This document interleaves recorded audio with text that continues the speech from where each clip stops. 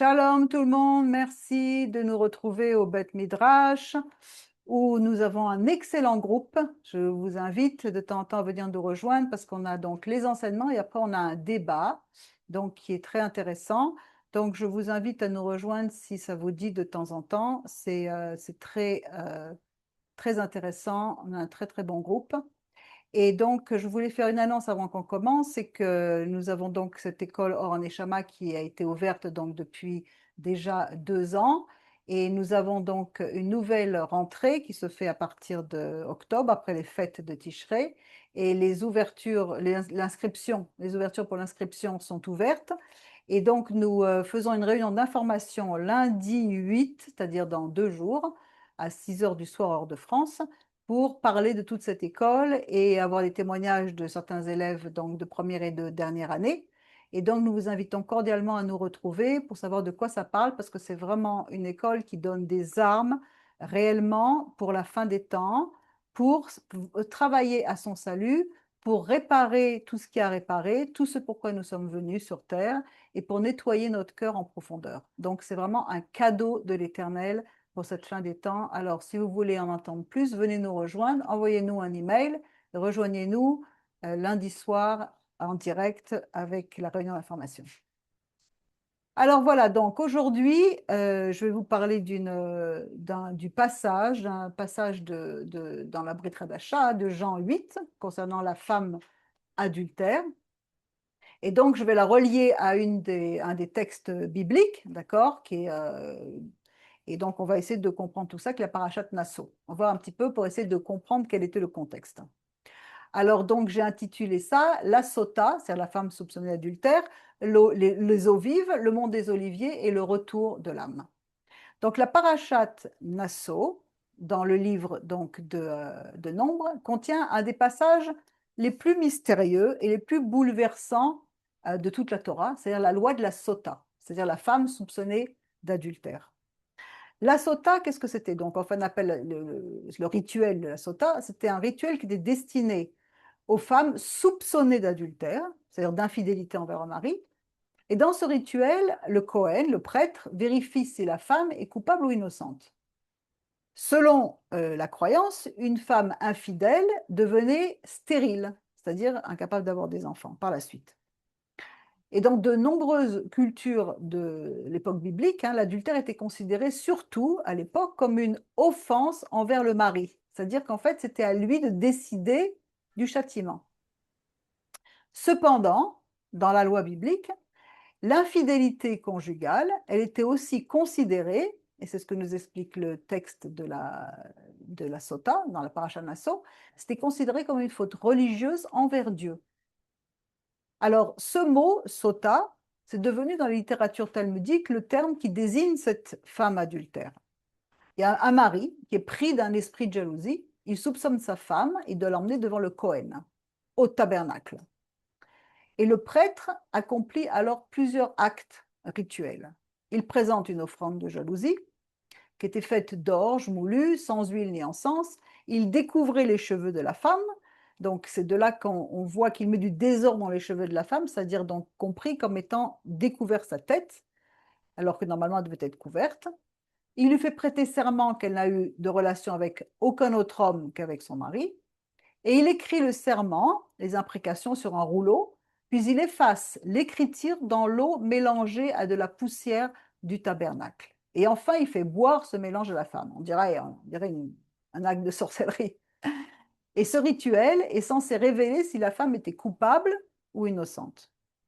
Donc, ce mélange, que la Torah appelle les eaux amères porteuses de malédiction, contient le serment ainsi que les malédictions qui l'accompagnent, et il était censé décider du destin de la femme. Et lorsque celle-ci buvait de cette potion, le résultat se manifestait sur son corps et ça confirmait ou ça rejetait les soupçons du mari. Si elle est coupable, l'eau provoque sa stérilité. Donc, il y avait des expressions comme sa cuisse enfle, son ventre enfle, sa cuisse tombe, etc. C'est probablement des euphémismes qui devaient parler de tous les organes intérieurs qui permettaient la reproduction.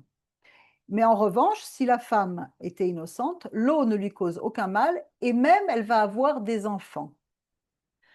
Donc déjà une chose, dans tout ce rituel, il faut préciser qu'il n'y a aucun témoignage provenant de l'époque biblique qui décrivait réellement la pratique de ce rituel. Les seules mentions de son accomplissement, comme d'ailleurs beaucoup d'autres châtiments dans la Torah, hein, apparaissent dans quelques passages de la Mishnah, comme dans Yoma 3.10 et Douyot 5.6, etc. Et selon la Mishnah, dans Sota 9, c'est Rabbi Yochanan ben Zakkai lui-même qui aurait mis fin à cette pratique. Cependant, d'après Tosefta, dans Sota 14, il ne fit que rapporter son abolition, laquelle aurait eu lieu avant son époque. Peu importe, ce qu'on comprend, c'est qu'il y avait trop de cas de chute, et donc, qu'est-ce que fait Hachem? Il va arrêter ce processus. Donc, le texte ne parle pas d'un adultère prouvé, il parle d'un soupçon. Le mari nourrit une jalousie, il avertit son épouse de ne pas s'isoler avec un homme, et qu'il suspecte, hein. Donc elle transgresse, et pourtant il n'y a aucun témoin qui peut attester qu'un adultère a réellement eu lieu. Et c'est ici que la Torah, elle nous introduit quelque chose de magnifique, c'est qu'en fait, au lieu d'abandonner cette affaire à la colère, à la vengeance ou à la violence populaire, hein, comme par exemple on voit dans l'islam les crimes d'honneur qui sont faits systématiquement envers des jeunes femmes, même si c'est elle qui a été violée, ce sont des crimes d'honneur, etc. On condamne toutes les jeunes femmes. Au contraire, la Torah, elle va suspendre, elle va interdire le jugement humain. Il faut que la femme soit amenée devant le Kohen, au tabernacle ou au temple, parce qu'en fait, ça devient une affaire spirituelle. Parce que s'il y a adultère, qu'est-ce qui se passe? Il y a ce qu'on appelle péroud, c'est-à-dire une division, une désunion dans le couple et a fortiori dans les cieux. D'ailleurs, c'est le seul cas où le divorce est permis dans la Brit Hadasha, c'est quand il y a adultère. Ok?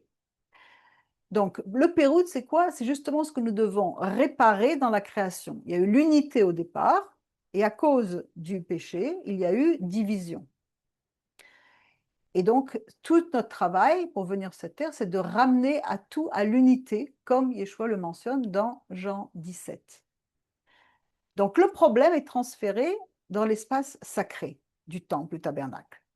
Parce que la jalousie, c'est une très mauvaise mida qui ne peut être une source de violence ni de jugement. On est aveuglé quand on est jaloux. Il y a un article très intéressant qui a été créé par Daniel Boyarin, un article en anglais qui dit Women's Bodies and the Rise of the Rabbis, the Case of Sota. Les corps des femmes et la montée des rabbiniques, des rabbins, le cas de la Sota.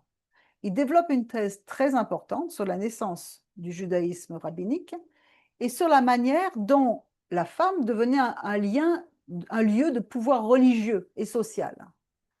Et selon lui, le rituel de la sota ne parle pas seulement de sexualité ou de mariage, mais il révèle également la construction du pouvoir rabbinique dans le judaïsme antique.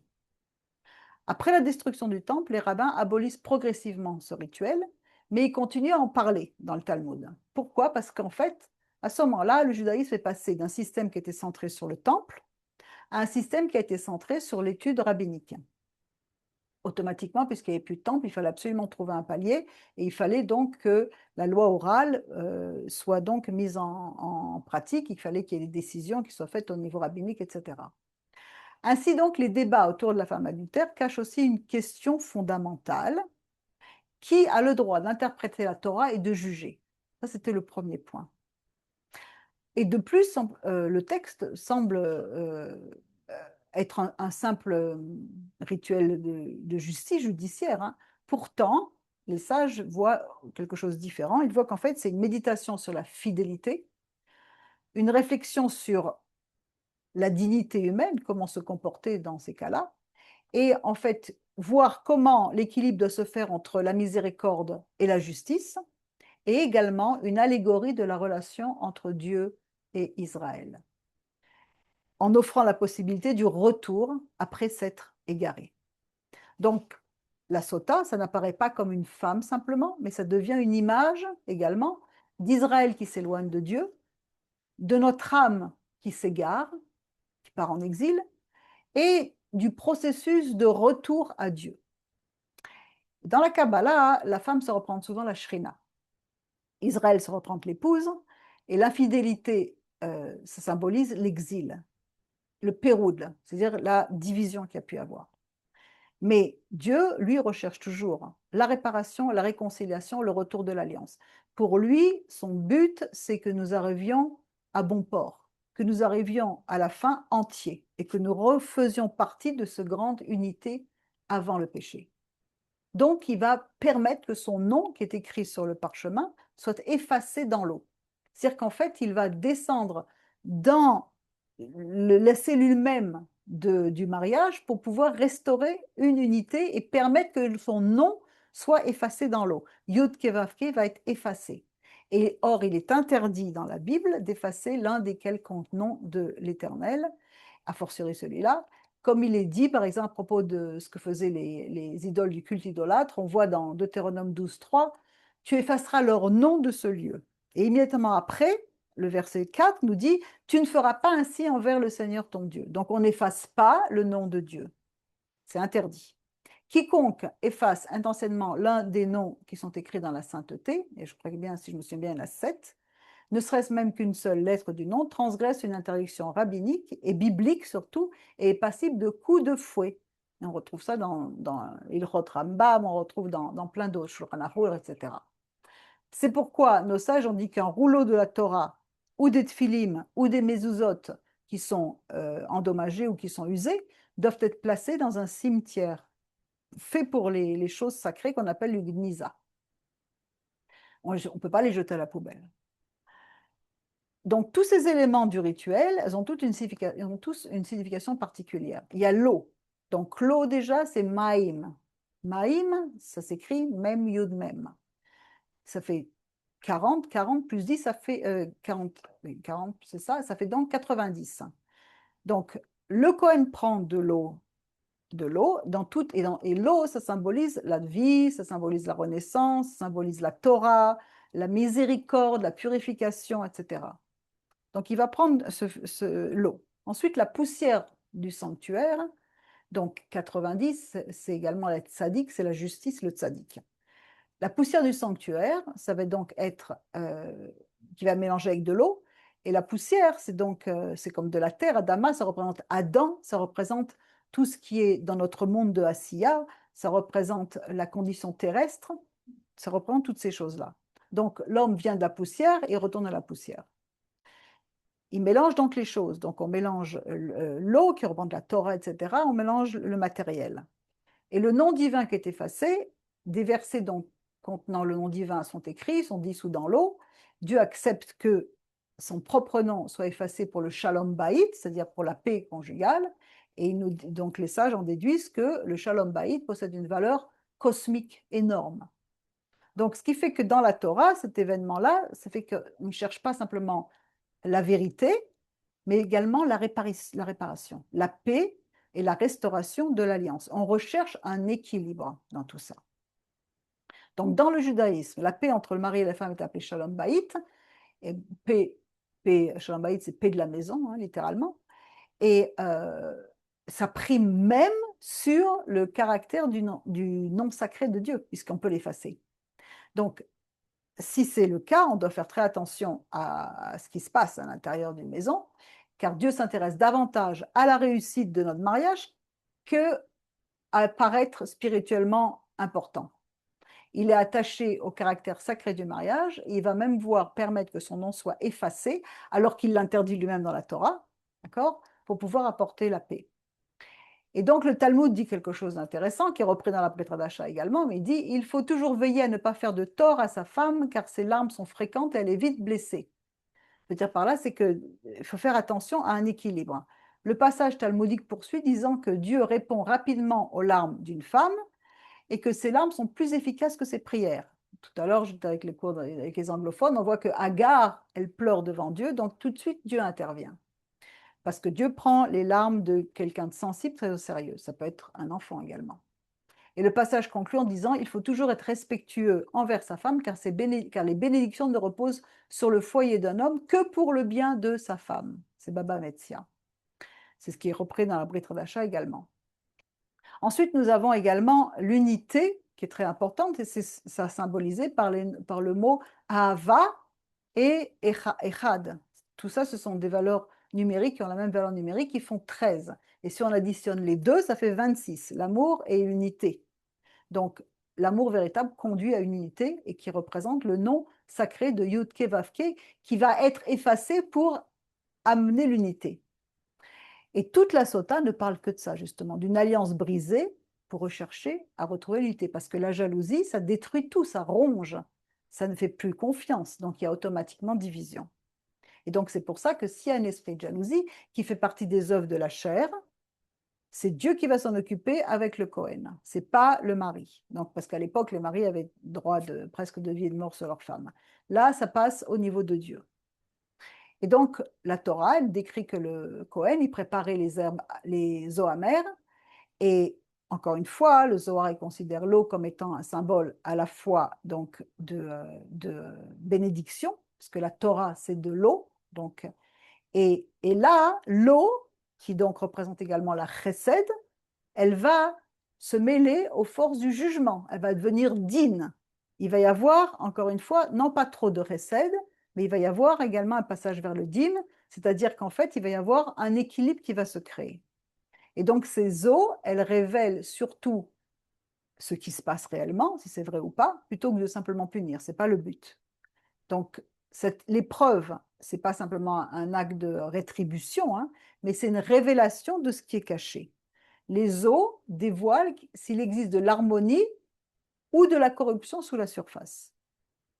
Et justement, certains passages même du Zohar nous disent qu'en fait, le jugement divin, il sépare la vérité du mensonge, tout comme on sépare le métal raffiné des impuretés, des scories. Et cette poussière du tabernacle, hein, donc, elle est versée dans cette eau. Donc, le matériel est versé dans le spirituel, on peut dire. Et le Zohar nous dit encore que cette poussière représente le royaume terrestre, le monde matériel, toutes les dimensions inférieures de l'existence. Hein. Et ce sol, le tabernacle, néanmoins, c'est une terre sainte, parce qu'il est imprégné de la présence divine. Donc c'est comme si, encore une fois, on mélange le spirituel avec le physique pour arriver à un équilibre. C'est pas nier le spirituel ou ne vivre que pour le matériel, c'est un équilibre encore. Donc ces éléments proviennent à la fois des mondes supérieurs et inférieurs. La poussière, elle symbolise la présence de la Shrina dans le royaume physique, dans notre monde. C'est pour ça que la Torah, elle n'hésite pas en tant que eau à venir descendre jusqu'aux endroits les plus bas, parce que la fonction de l'eau, c'est de descendre. Elle va jusqu'aux endroits les plus bas, où se cachent les étincelles divines. L'épreuve, donc, elle engage pas seulement des forces spirituelles, mais également, c'est tout le monde qui est en train de ce système-là, on est en train de passer à la réparation pour amener une unité. Le divin se mélange au matériel. Et donc, Dieu va permettre que son propre nom soit effacé pour rétablir l'unité, symbolisée par Shalom Bayit. Ce qui fait que l'unité, c'est quelque chose qui est le plus important pour Dieu, mais il va le faire de façon à mettre un équilibre, encore une fois, entre chesed et din. Et donc, la Shrina, qui descend dans ce monde ici, elle est faite pour amener également toute cette unité. On sait que la Shrina, elle est représentée par le Mashiach, qui est appelé le prince de paix. Donc, finalement, le Zohar il nous donne cette indication en parlant donc il nous dit que la division entre l'homme et la femme, ça fait une séparation, une suspicion, c'est encore pire. Ça va être donc, on va révéler effectivement ce qui se passe pour purifier afin de réunir, dans le cas où c'est faux. Et ça veut dire, encore une fois, que ça va ramener d'exil la Shrina, qui pour l'instant est sortie, est partie, et qu'elle doit ramener tous ses enfants pour revenir à l'unification des enfants d'Israël, des 12 tribus, et de ramener tout au un, et pour que le nom de l'Éternel soit un et devienne un, et qu'il n'y ait plus aucune division. Donc tout ça, ce sont des détails qui sont hyper importants pour comprendre que le monde matériel, c'est-à-dire le monde dans lequel on vit, il participe à la restauration de l'unité divine également. Donc en fait, c'est une mise en scène qu'on est en train de voir, qui nous parle de la guérison de la relation entre la Shrina, le divin, entre le ciel et la terre, et entre l'union cosmique qui va mener aux noces de l'agneau, où encore une fois, il va y avoir une réunification de tout. Et dans l'introduction sur le passage de la Sota dans le Zohar, ils disent que cette section traite de la femme infidèle qui a péché contre la congrégation d'Israël ainsi que contre son mari, et donc contre Malchut et Zeir Anpin. Donc on passe un peu de Kabbale. Malchut est dans notre monde, Zeir Anpin représentant l'époux et Malchut l'épouse. Nous apprenons pourquoi la femme est conduite devant le prêtre, non seulement pour être jugée, mais uniquement pour être mise à l'épreuve au moyen de l'eau et du nom sacré. Et donc, ensuite, il y a d'autres choses qui se passent dedans. Et après avoir été acquittés, le nom sacré repose sur eux. Et les rabbins parlent de la poussière, de l'eau amère et de la mer sainte. Ils évoquent les conséquences pour l'épouse d'avoir été déclarée fidèle ou coupable. Et donc ensuite, on nous parle de d'autres différences, mais il nous dit, Élie poursuit la discussion sur les lois de la sota et sur la jalousie de la mauvaise inclination. Donc, l'esprit de jalousie, qui est un soupçon sans aucune preuve, c'est le Yetzer Hara. Et il a de s'associer avec Israël également, que lorsqu'Israël profane la Torah, Dieu l'envoie en exil, expérience par laquelle il est purifié et raffiné. Et lors de la rédemption finale, Israël sera mis à l'épreuve comme il a été aux eaux de Mara.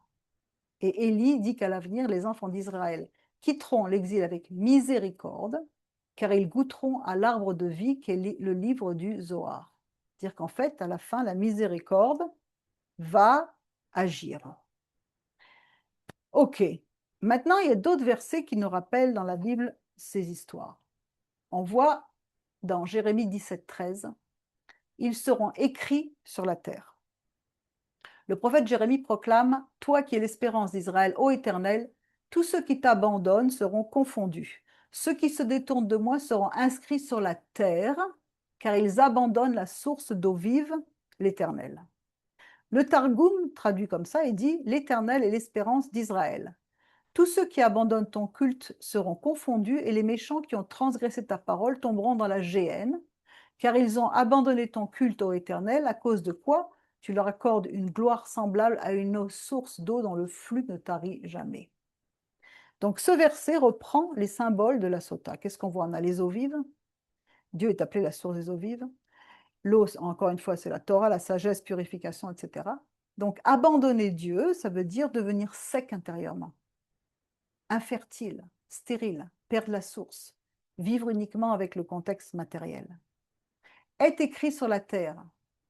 Quand on écrit sur la terre, dans la pensée biblique, c'est comme si c'était quelque chose d'éphémère, c'est-à-dire qui va s'effacer, qui va disparaître au vent. Contrairement aux justes qui sont écrits dans le livre de vie pour l'éternité. Donc, être inscrit dans la poussière, ça veut dire c'est une dimension comme si on vivait uniquement dans notre matériel, dans l'oubli de Dieu, dans notre ego, dans notre nefesh, sans se connecter à notre neshama, dans un exil spirituel. Et donc, nous voyons un lien entre Jérémie et ce passage sur la sota, parce que dans la sota, la poussière, elle est mélangée à l'eau. Dans Jérémie, ceux qui abandonnent Dieu sont écrits dans la poussière. Et les deux textes parlent d'infidélité, d'alliance, de vérité, etc., et de retour possible. Toujours pareil. Pas la condamnation simple, mais avec le retour. Et donc, c'est comme si Israël devient, elle aussi, comme une sota cosmique. Une épouse qui s'est éloignée, mais que Dieu continue à appeler pour qu'elle rentre. Et donc, de ces deux textes-là, nous avons un troisième texte, qui est dans la Brit Hadasha cette fois-ci, qui se rapproche de façon thématique. Yeshua, c'est Jean 8, Yeshua se rendit à la montagne des Oliviers. Mais dès le matin, il alla de nouveau dans le temple et tout le peuple vint à lui. Donc, le mont des Oliviers, c'est juste en face le temple. S'étant assis, il les enseignait. Alors les scribes et les pharisiens, qui représentent la Torah, amenèrent une femme surprise en adultère et la plaçant au milieu du peuple, ils dirent à Yeshua, Rabbi, cette femme a été surprise en flagrant délit d'adultère. Moshe dans la Torah nous a ordonné de lapider de telles femmes. Toi donc, que dis-tu? Toi donc, qu'est-ce que tu dis? Tu es devant la Torah, il y a un cas de Torah, qu'est-ce que tu vas nous dire? Il disait cela pour l'éprouver, afin de pouvoir l'accuser. L'accuser de quoi? De ne pas garder la Torah. C'est ce qu'il voulait leur faire passer, qu'il transgressait la Torah, donc la parole de Dieu. Comme il continua à l'interroger, il se releva et leur dit que celui de vous qui est sans péché, sans transgression de la Torah, puisque le péché, selon 1 Jean 3,4, c'est la transgression de la Torah, d'accord? C'est bien clair pour tout le monde que le péché, c'est quand on transgresse la Torah. Si vous transgressez la Torah, vous péchez. Jette le premier la pierre contre elle. Et s'étant de nouveau baissé, il écrivait sur la terre. Alors, on ne sait pas exactement ce qu'il écrivait sur la terre. Quand ils entendirent cela, accusés par leur conscience, ils se retirèrent un à un depuis les plus âgés jusqu'au dernier. Et Yeshua resta seul avec la femme qui était là au milieu. Alors s'étant relevé, et ne voyant plus que la femme, Yeshua lui dit, « Femme, où sont ceux qui t'accusaient? Personne ne t'a-t-il condamné ?» Elle répondit, « Non, Adon. » Et Yeshua lui dit, « Je ne te condamne pas non plus, va et ne pêche plus. » Donc c'est un texte extraordinaire. Mais déjà, ce qu'il faut savoir, c'est que d'après de nombreux commentateurs, inclus Jérôme, Augustin, etc., affirment que ce passage a été rajouté par la suite dans l'évangile de Jean. Il n'est pas originel de l'époque. Donc il y a tout un article écrit dessus, etc., avec des académiciens qui montrent ceci. Peu importe, toujours est-il que nous avons le chapitre dans Nombre, la parashat Nasso, le passage en Jérémie et Jean 8. Et ces textes dialoguent autour d'une même question. Comment est-ce qu'on peut montrer la vérité sans pour cela détruire l'être humain? Dans la Sota, le nom divin est écrit puis effacé afin de restaurer une relation humaine entre un époux et une épouse, c'est le Shalom Baït, c'est-à-dire l'union cosmique, éliminer le péroud, qui est symbolisé par l'adultère. Si Yeshua écrivait le nom sacré, cela pourrait symboliser que la présence divine descend dans cette poussière humaine pour restaurer la miséricorde dans ce cas-là.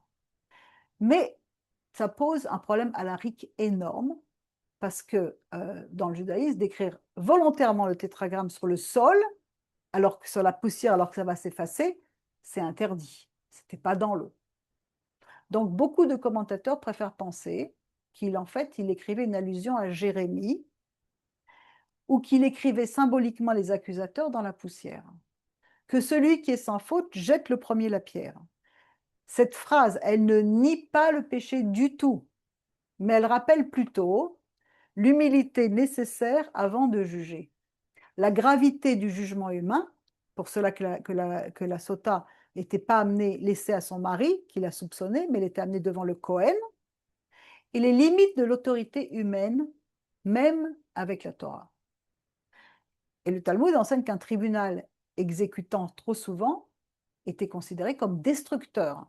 C'est pour ça qu'on ne trouve pas beaucoup de cas ni de condamnation à mort, ni de ceci, de lapidage et tout. Ça n'existe pas dans le Talmud parce que on faisait attention. Sinon, on considérait qu'on était trop digne, trop à gauche. Alors que la Torah, elle cherche la justice dans l'équilibre, la miséricorde, et toujours la possibilité de retour. Il n'y a pas de damnation dans la Torah.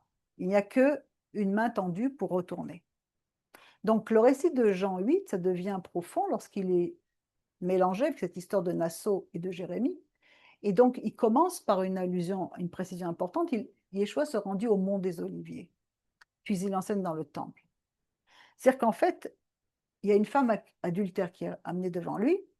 Les scribes et les pharisiens donc invoquent la Torah de Moshe, il est dans le temple, et ils demandent est-ce qu'il faut lapider, puisqu'ils le testent. Ils le testent pour savoir quelle interprétation il va donner. Donc Yeshua apparaît ici comme le Kohen. Pourquoi le mont des Oliviers? Parce que quand on fait une référence au mont des Oliviers, on sait que c'est lié à la purification, c'est lié à la lumière, c'est lié à la Ménorah, à la présence divine, c'est lié à la tente messianique, puisqu'il revient poser ses pieds sur le mont des Oliviers, même ça ne veut pas dire physiquement ça. L'huile et la lumière, le mont des Oliviers, c'est les olives. C'est l'olivier qui produit l'huile utilisée dans la Ménorah. L'huile, ça symbolise la neshama. Pourquoi? Parce que l'huile, ça veut dire shemen en hébreu. Et quand on rajoute les 5, la lettre Hey qui représente 5, qui fait mon neshama et qui représente également dans notre histoire des vierges sages et des vierges folles, les 5 vierges sages, on a le mot neshama, ça veut dire la sagesse, la lumière intérieure, la révélation, la voie du retour. Tous ceux qui travaillent sur leur neshama pour pouvoir retourner à Dieu. Donc, ce récit commence donc avec un lieu et c'est une allusion pour la fin des temps, une illumination spirituelle. Sur le mont des Oliviers, on avait également la vache rousse, c'est-à-dire la vache rousse qui était offerte, qui était brûlée sur le mont des Oliviers et qui servait à purifier l'impureté de la mort, liée au péché. Pourquoi est-ce qu'il y a mort? Parce qu'il y a péché. Quand il y a péché, il y a péroud, on est séparé de Dieu. Et ce péché, qu'est-ce que c'est que le péché exactement? La transgression de la Torah. La transgression de la Torah, c'est également le désir de recevoir égoïste pour soi, qui serait le cas de quelqu'un d'adultère, qui va juste prendre pour lui le plaisir sans faire attention à tout ce qui se passe autour. Ça, c'est vraiment la mort. Et dans toute cette histoire-là, il y a plein d'irrégularités dans ce procès. Parce qu'en fait, normalement, dans le cas de la sota, il n'y avait pas seulement la femme, mais il y avait également celui avec qui elle avait péché, ou qu'elle aurait péché. Et s'ils étaient trouvés coupables, les deux mourraient. Tandis que dans notre histoire, dans Jean 8, il n'y a pas d'homme. Où sont les témoins? Il n'y a pas de témoins non plus, il n'y a personne. Il y a donc, pour avoir une condamnation, il fallait qu'il y ait des témoins, il fallait 2 témoins, il fallait qu'il y ait un tribunal, et il fallait une procédure rigoureuse. Alors en fait, ça ne se passe pas. Disons qu'en fait, le récit, il ressemble davantage à une humiliation publique et surtout à se servir de la Torah pour pouvoir euh, tester Yeshua pour savoir de quel côté il va se mettre. C'est comme si c'était un complot. Parce qu'en fait, ce n'est pas vraiment un procès halachique du tout. C'est un complot qui va destiner à faire chuter. C'est où il ordonne la lapidation. Et donc, lui qui représente la grâce, il va donc appliquer le din de la Torah.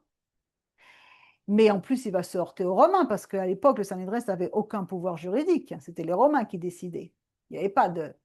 Donc, où ça va être le din qui dans l'essence même de la Torah, ou alors il ne va pas appliquer la Torah, et il va apparaître comme un transgresseur de la Torah.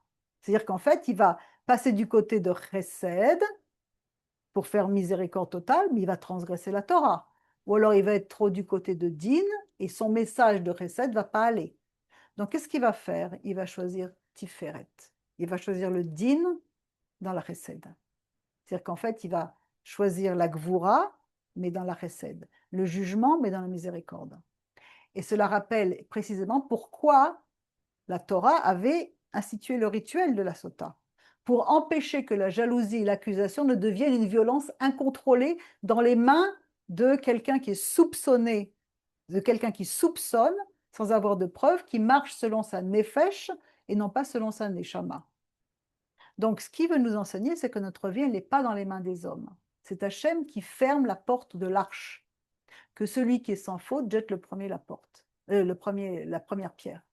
De la même façon, quand après le jugement qu'il y a eu avec l'arche de Noé, tout le monde est entré et c'est Hachem qui a fermé la porte. C'est lui qui décide le moment, c'est pas à nous. Donc, ça nous donne quelque chose de profond, c'est qu'en fait, on peut avoir des idéaux, on peut avoir des visions, on peut avoir plein de choses. On a tous notre idéal spirituel, d'accord, que l'on exprime selon qui nous sommes, mais la vie peut nous apporter des fatigues, des problèmes, des blessures, des illusions, des compromis. Et donc, un jour, on s'aperçoit qu'en fait, on s'est éloigné de la personne que nous désirions être. Nous avons dévié. Et le mot sota vient du mot listot, qui est le même mot que Satan. C'est-à-dire qu'en fait, on dévie par notre chair d'un côté. Et donc, automatiquement, on devient une exilée cosmique, on devient un adultère cosmique de Dieu, puisqu'on est séparé de lui. Mais alors la Torah nous enseigne qu'il arrive toujours un chemin de retour. Et donc la sota, ça représente l'être humain qui s'est égaré, qui peut encore et toujours retrouver son identité profonde, c'est-à-dire sa neshama qui est reliée à Dieu. Parce que la teshuva a été créée avant la création du monde. Donc la Torah, ce n'est pas un instrument de justice, c'est un instrument de miséricorde. Mais il faut savoir comment. Pourquoi est-ce que la sota va être finalement bénie? L'un des éléments étonnants de ce texte, c'est que la femme, si elle est innocente, elle ne fait pas que survivre. Elle va recevoir une bénédiction extraordinaire. Elle va être, si elle était stérile, elle va enfanter. Si ses grossesses étaient difficiles, elles vont devenir faciles. Et le couple va retrouver force et fécondité. Pourquoi est-ce qu'il y a une telle bénédiction? La réponse, elle est proposée par le texte, qui nous dit qu'en fait, la sota, elle n'a jamais rompu avec son essence. avec sa neshama. Elle peut être s'être égarée extérieurement, mais intérieurement, il y a toujours la voie du retour. Elle demeure reliée à son alliance profonde. Dieu a toujours laissé au chacun d'entre nous la possibilité de retourner. Et donc, c'est cette possibilité de retourner, de faire tchouva, que Yeshua exprime. Pas la condamnation par un coup de sabre parce qu'on a été adultère. Et lorsqu'elle elle revient pas seulement à son point de départ, mais elle revient transformée par l'épreuve. La chute va devenir une source de croissance. Ce sont ces eaux amères de la vie qui vont transformer la nature. Après avoir connu l'échec, la confusion, le doute, la honte, tout ça, on peut toujours revenir. Et même dans la racidoute, c'est une idée qui est centrale, c'est-à-dire que la distance peut produire un désir encore plus fort de proximité avec Dieu. On sait bien que tous ceux qui partent en galoute, ils reviennent plus à leur judaïsme que des fois ceux qui sont en Eretz Israël. Donc, Yeshua va lui dire, va et ne pêche plus. Il ne va pas l'excuser. Il ne va pas dire que tu n'as pas fauté. Il va lui dire, ne pêche plus, tu as péché. Va-t'en, va mener une vie normale. La faute est reconnue, mais la personne n'est pas réduite à sa faute. C'est une clipa qui était sur elle. L'être humain peut toujours revenir, à condition qu'il fasse tchouva, bien entendu. D'ailleurs, c'est pour ça que cette femme fait tchouva dans Jean 8. Et le grand enseignement qu'on peut tirer de tout ça, c'est qu'entre la Sota, Jérémie, Jean 8, ça parle même de la même réalité humaine. C'est-à-dire que nous sommes tous capables de nous éloigner, de trahir notre idéal pour un temps, de devenir infidèle à une vocation qu'on voulait, de ne pas être celui ou celle que je voulais être. Mais la Torah nous dit toujours, le retour est toujours possible. La tchouva, c'est le retour. La zorbe tchouva, c'est retourner à la réponse. Et parfois, même après avoir traversé des eaux amères, l'être humain revient plus profond, plus vrai, plus vivant. Ce sont les épreuves qui nous font ci. Donc la chute, ce n'est pas la fin. Ça peut devenir le commencement d'une transformation plus grande.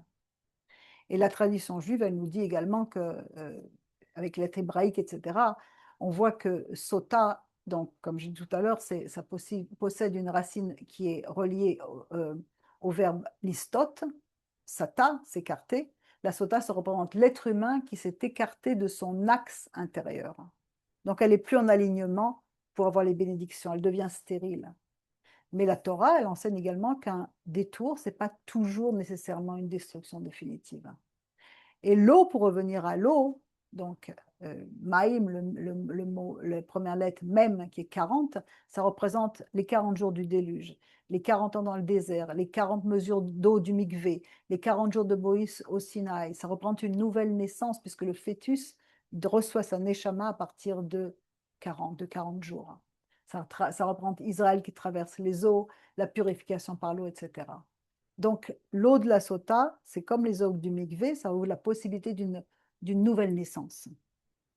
Et donc, pour revenir à Daniel Boyarin, qui ajoute une couche essentielle, il dit que le discours rabbinique sur la sota ne concerne pas seulement la femme, l'adultère ou la morale conjugale. Il révèle un moment majeur de transformation du judaïsme. Le passage d'un judaïsme centré sur le temple, le Kohen et le rituel, vers un judaïsme centré sur les rabbins, l'interprétation, l'étude et l'autorité textuelle. Donc, la Sota devient alors un lieu où se joue la question fondamentale, qui a le pouvoir de dire la Torah? Qui a le pouvoir de juger? Qui détient l'autorité religieuse légitime? Ce qui ne veut pas dire que les rabbins ne l'ont pas. Il faut faire attention à ça. Parce qu'aujourd'hui, on tombe dans l'autre excès en disant, oui, mais nous, les rabbins, non, il ne faut pas dire ça. Mais il faut savoir qu'il y a un équilibre toujours. Dans la Torah, la sota est conduite au temple. C'est le Kohen qui préside. L'eau, la poussière, etc., ça appartient à son univers à lui, c'est sacerdotal. Mais dans la tradition rabbinique, après la destruction du temple, le rite disparaît. La discussion demeure. Donc le pouvoir passe alors du geste rituel au commentaire, du Kohen au sage, du temple à la maison d'études. Et donc Jean 8, ça peut être aussi, entre autres, lu comme une scène de crise d'autorité. Mais pas dans le sens bête, pas dans le sens où de dire que Yeshua est venu enlever l'autorité rabbin, absolument pas. Mais dans le sens d'un équilibre, parce que la Torah, c'est avant tout une Torah d'équilibre qui fait la différence entre les pensées, les joints, le cœur, etc. Les scribes et les pharisiens, ils amènent la femme, ils invoquent la Torah, ils invoquent le châtiment, mais la question, elle n'est pas seulement juridique, c'est que on pourrait dire qui a autorité pour interpréter la Torah. Si quelqu'un fait tchouva, est-ce qu'il y a un retour ou pas un retour? Et donc, comme dans l'analyse de Boyarin, la femme, elle devient un lieu où se joue une lutte d'autorité. Et l'autorité de Moshe est revendiquée par les accusateurs, l'autorité judiciaire des scribes, l'autorité morale de la foule aussi qui était là. Mais dans la lecture chrétienne, on va dire l'autorité messianique de Yeshua. Mais ce n'est pas une lecture chrétienne, c'est tout simplement la nature même de la Torah qui s'exprime. Que celui de vous qui est sans péché jette le premier la pierre contre elle.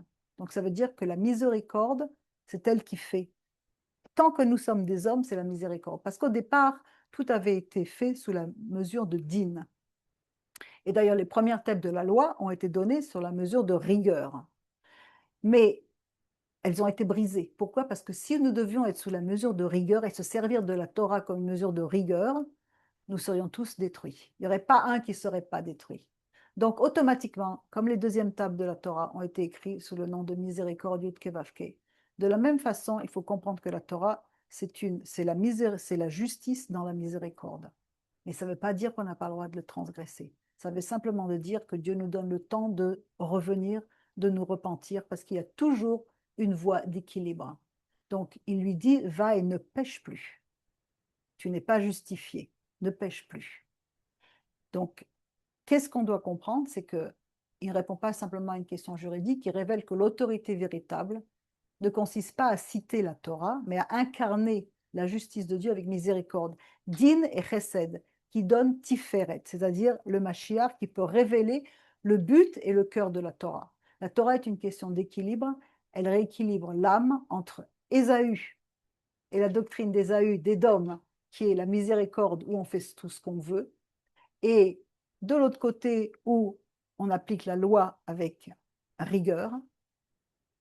Entre les deux, mon corps balance.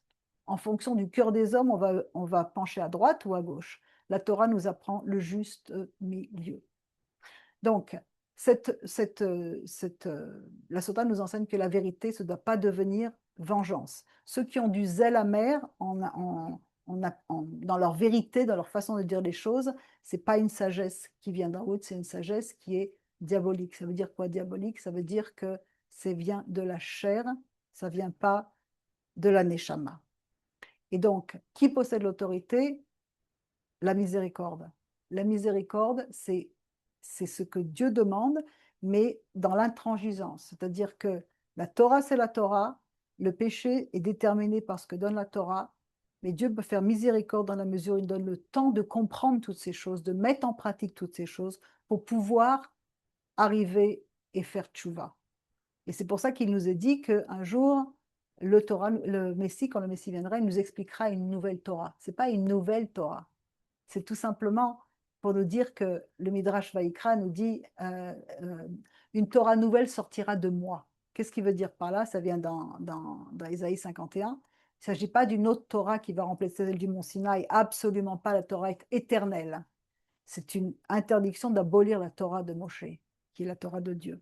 Mais la Torah nouvelle, c'est la révélation plus profonde du but de la Torah, de la nature humaine, du travail difficile que l'âme fait pour racheter les étincelles perdues, pour passer de son niveau nefesh à son niveau neshama, la lumière intérieure de la Torah et du niveau secret qui va être pleinement révélé quand d'un seul coup tout le monde va pouvoir dire vraiment circoncis mon cœur pour que je puisse te servir de tout mon cœur, de toute mon âme et de toute ma force. Voilà ce que ces textes nous enseignent sur tout ça. J'aurai encore plein de choses à vous dire, mais je vais arrêter ici parce que le temps passe et il y a beaucoup de choses. Donc, cette Torah nouvelle, c'est une Torah qui va nous enseigner le cœur même de Dieu. Voilà, merci beaucoup pour votre écoute. On peut ouvrir maintenant pour le débat.